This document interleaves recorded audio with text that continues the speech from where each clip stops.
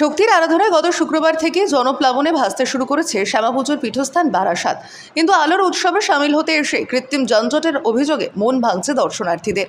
যানজট সামাল দিতে দীর্ঘ কয়েক বছর ধরে উত্তর 24 পরগনা জেলার সদরে চলা বিধিনিষেধের সঙ্গে পুলিশের বাড়তি সংযোজনকেই দোষ দিচ্ছেন ভুক্তভোগীরা। বারাসাতে এবছর 17 অক্টোবর পুজোর উদ্বোধনের দিন থেকে দর্শনার্থীদের ভিড় শুরু হয়েছে।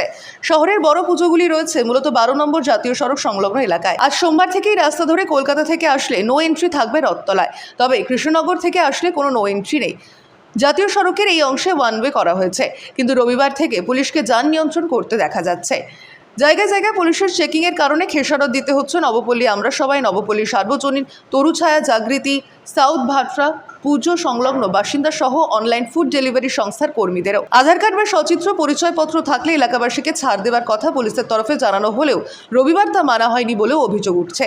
শনিবার পুজো উদ্বোধনে এসে যানজট আটকাতে চরম ভোগান্তিতে পড়তে হয়েছিল সাংসদ ডক্টর কাকলি ঘোষ দস্তিদার, বিধায়ক চিরঞ্জিত চক্রবর্তীকেও।